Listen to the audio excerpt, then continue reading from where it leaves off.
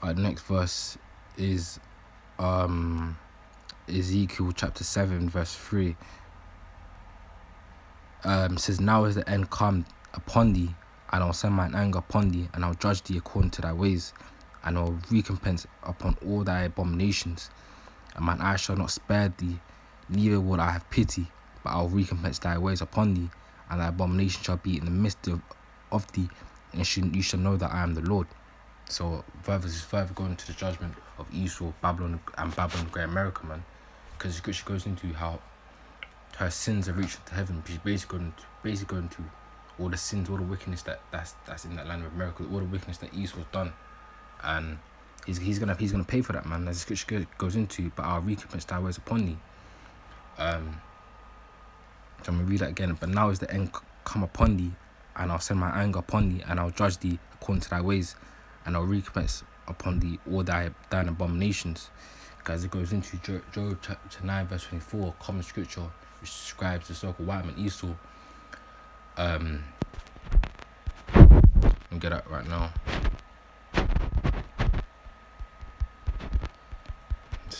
I actually forgot how it goes. It says, the earth is in the hand of the wicked, he covereth the faces of the judge, the rough, if and aware, and who is he? And that's talking about Esau, man. The earth is in the hand of the wicked, because Yahweh Shema Shai gave this kingdom unto Esau, man. And just look what's happening in this world right now, man. It's this wickedness, man. Esau decreeing unrighteous decrees. You got homosexuality at an all-time high. You got this LGBTQ movement. You got adultery. You got Esau feminizing Jake. Everything, man. Everything is just left. Is just on the left-hand side. Which, you know, is Satan, man. And then Esau is a physical counterpart of Satan, man.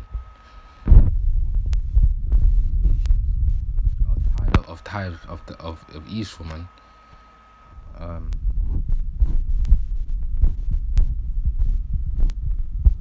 mine eye shall not spare thee, neither will I have pity, but I'll recompense thy ways upon thee, and thy abomination shall be in the midst of thee. You should know that I am.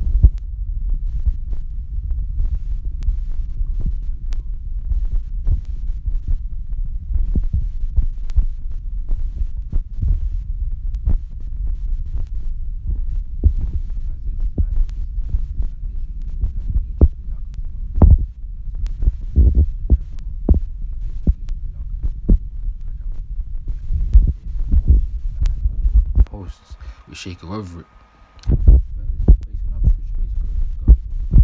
Downfall of America, man. In that they should easily belong unto women, and should be afraid and fear because of the shaking of the hand of Yahweh Shema Shai. We shake over it, because all the wickedness that's happened through the years, man, through generations, or this generation, it's all gonna come to an end, man.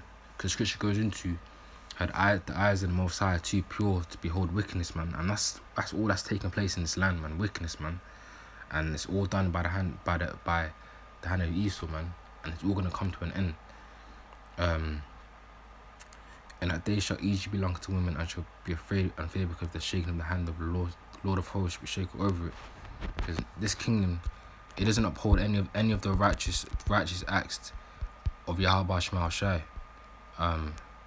And I'll go to 2 Ezra 15 chapter real quick.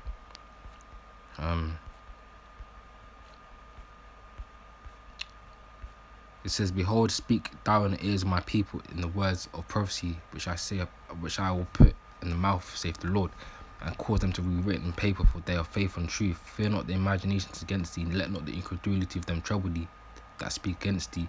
All the unfaithful shall die in their faithfulness. Behold, saith the Lord, I bring plagues upon the world, sword, famine, death, and destruction, for wickedness have exceedingly polluted the whole earth, and the earth of works fulfilled. So that's why Yahweh Shema Shai is going to bring judgment. As I read verse 5, famine, death, and destruction, for wickedness have exceedingly polluted the whole earth. And it's evident to see that, man, for those who in truth, who are in their right mind, that what's going on in this place is not right, man. It's not of Yahweh Shema Shai. Wickedness have exceedingly polluted the whole earth, and the earth of works fulfilled.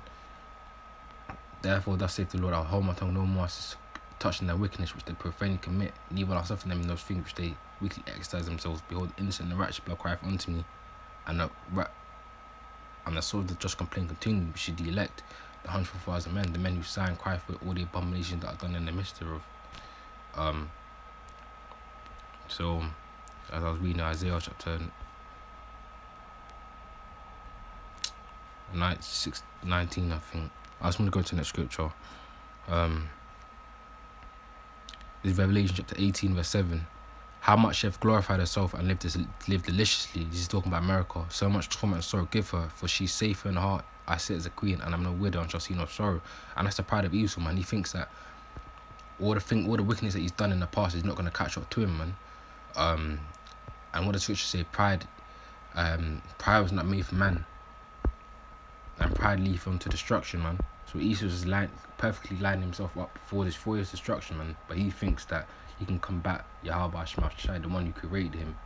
I think that he's going to be the Most High. He's going to obtain the blessing of Jacob, trying to bring forth the mark of the beast, trying to bring forth the Georgia Guidestones, trying to keep humanity under 500 million, trying to do all these schemes, all these plans, but it's going to fail miserably. And the scripture goes into when he shall fill his belly, Yahweh Shemashai. I'm going to get scripture, in fact.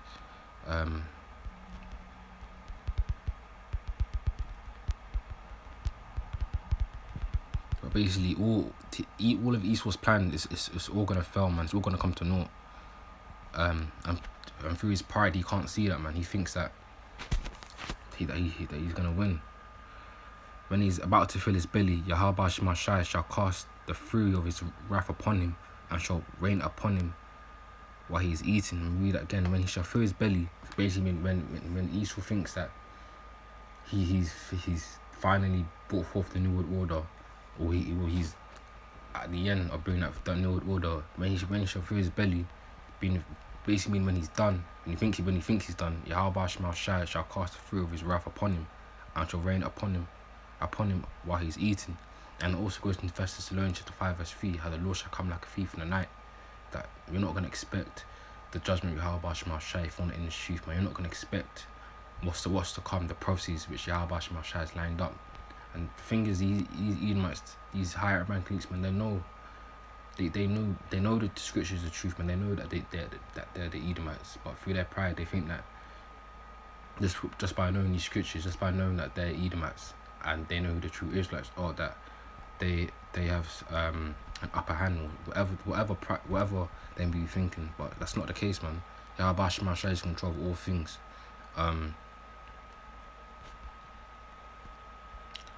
So I'm going to go to the next scripture.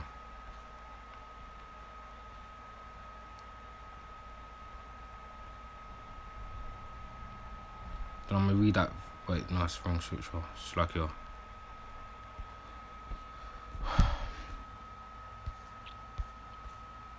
Revelation. It's like your how much she have glorified herself and lived deliciously. So much torment and sorrow give her, for she saith in her heart, I sit as a queen, I am no widow, and shall see no sorrow.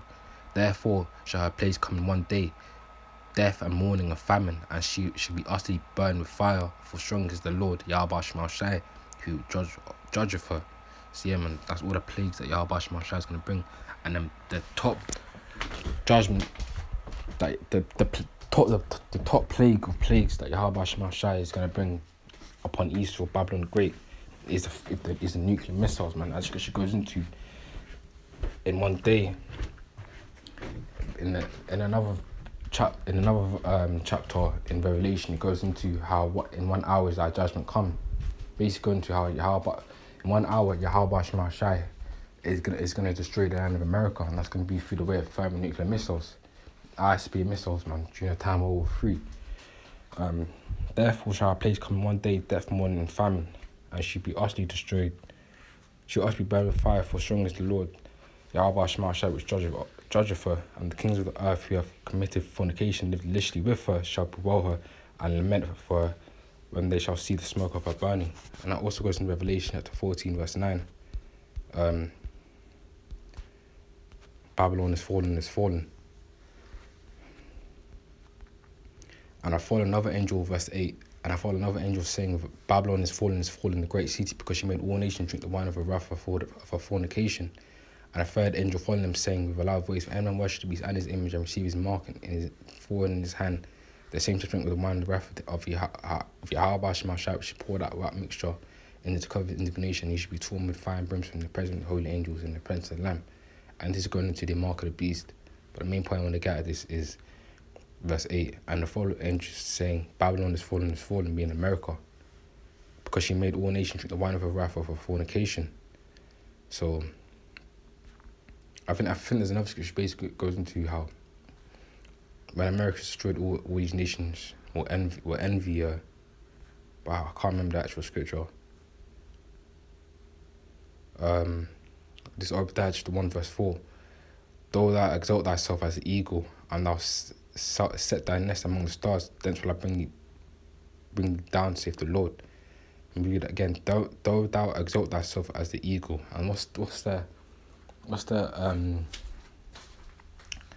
common, shall I say, symbol or animal that America uses? That's the eagle, man. And that's to basically show that an eagle is to basically show that Esau is above every other nation, man. Though thou exalt thyself as the eagle, and thou set thy nest among the stars, thence will I bring thee down, saith the Lord. Because Esau has all these plans when he brings forth this new order. For example, all these bunkers, man, underground, and all these other things. You think he's gonna escape, and that's all goes into his pride, but it's all gonna fail, man. And yeah, man. So I'm gonna end off there. I hope this was edifying to the elect men. Shalom.